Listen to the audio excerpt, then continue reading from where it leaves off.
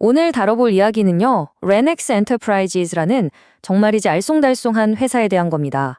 언뜻 보면 앞뒤가 전혀 맞지 않는 그야말로 수수께끼 같은 기업이죠. 네, 바로 본론으로 들어가서 레넥스가 왜 이렇게 흥미로우면서도 또 혼란스러운지 그 수수께끼의 핵심부터 한번 들여다보겠습니다. 자, 바로 이겁니다.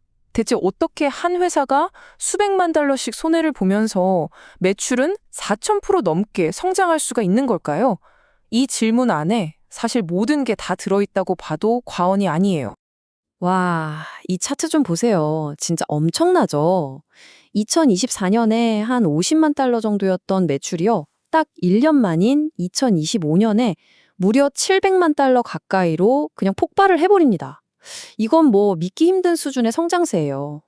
그런데 진짜 이상한 건 바로 이 부분입니다. 매출이 이렇게 4,200%나 뛰었는데 정작 회사의 전체 가치, 그러니까 시장 가치는 고작 200만 달러 수준이라는 거예요. 이게 말이 되나요? 한 해 매출보다도 회사 전체 몸값이 훨씬 낮은 이 상황.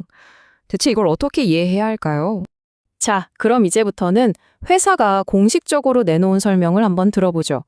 이들은 이걸 아주 교과서적인 사업 전환이라고 주장하고 있거든요. 레니엑스는 원래 하던 부동산 사업을 완전히 접고 새로운 길을 가기 위해서 정말 과감한 행보를 보입니다. 2025년에 리소스 그룹이라는 회사를 인수하면서 친환경 사업에 발을 들였고요. 바로 새 장비도 사들였죠. 그리고 동시에 700만 달러에 달하는 빚 문제도 해결하고 또 900만 달러의 새로운 투자까지 받아내면서 사업 전환을 위한 총알을 제대로 장전한 겁니다. 그럼 이 새로운 사업이라는 게 대체 뭐냐? 핵심은 이거예요. 폐기물을 가치 있는 자원으로 바꾸는 것. 그러니까 버려지는 것들을 가지고 돈이 되는 고수익 화분용 흙이나 기능성 토양 같은 걸 만드는 거죠. 특히나 이게 중요한 게 지금까지 수입에 의존하던 이탄이라는 원료를 국내에서 대체할 수 있다는 점이에요. 그리고 이 회사가 뛰어든 시장의 잠재력은 어마어마합니다. 2030년까지 전 세계 토양 계량제 시장이 무려 135억 달러, 우리 돈으로 치면 18조 원이 넘는 시장으로 클 거라고 하거든요. 레넥스가 노리는 파이가 바로 이 정도 크기라는 거죠. 자, 그런데 말이죠. 이야기가 여기서부터 흥미진진해집니다. 이렇게 장밋빛 전망만 있는 게 아니거든요. 이 뒤에 숨겨진 문제점들, 그러니까 이 미스터리를 만들어내는 불안한 재무 데이터와 위험 신호들을 이제부터 파헤쳐 보겠습니다. 이 표를 보시면 문제가 한눈에 들어옵니다. 3분기 매출은 전년 대비 4,000%나 늘었는데 같은 기간에 순손실은 435만 달러나 돼요. 주주 입장에서 보면 주식 한 주당 1.12달러씩 손해를 본 셈이죠. 그러니까 물건을 팔면 팔수록 오히려 손해가 더 커지는 정말 이상한 구조인 거예요. 물론 새로운 사업을 시작하면서 초기 비용이 엄청나게 들어갔기 때문일 수도 있겠죠. 근데 문제가 또 있어요. 설상가상으로 이 회사는 제대로 분석하는 것조차 까다롭습니다. 주식시장에서 쓰는 약자인 RNX가 하필 다른 회사랑 겹칠 가능성이 있다는 거예요. 그래서 우리가 흔히 보는 주식 정보 사이트의 데이터가 엉뚱한 회사 정보일 수도 있다는 거죠. 참, 별일이죠? 자, 지금까지는 좀 암울한 얘기를 했는데요. 다시 긍정적인 쪽으로 한번 시각을 돌려보죠. 이 모든 우려에도 불구하고 레닉스 이거 진짜 뭔가 있나? 쉽게 만드는 아주 강력한 증거가 하나 있습니다.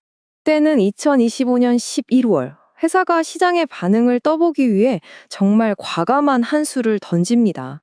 그게 뭐냐면 바로 자기네 주력 제품인 퇴비 가격을 무려 25%나 올려버린 겁니다. 아니 보통 이렇게 갑자기 가격을 확 올리면 고객들이 다 떨어져 나갈 수 있잖아요. 정말 위험한 결정이죠. 그런데 정말 놀라운 일이 벌어집니다. 한 대량 구매 고객이 이 인상된 가격을 군말 없이 받아들이고 심지어 주문량도 줄이지 않았다는 거예요. 이게 뭘 의미할까요? 그렇죠. 이 회사 제품에 대한 수요가 엄청나게 강력하거나 아니면 이걸 대체할 만한 다른 제품이 시장에 없다는 뜻입니다. 레낙스가 시장에서 뭔가 특별한 힘을 가지고 있다는 아주 강력한 증거인 셈이죠. 자, 이제 한번 정리해보죠. 한쪽에서는 엄청난 성장과 시장 지배력을 보여주는 증거가 있고 다른 한쪽에서는 계속되는 손실과 데이터 혼란이라는 위험 신호가 있어요. 과연 레넥스의 이 행보는 무모한 도박일까요? 아니면 모든 걸 계산한 천재적인 한 수일까요?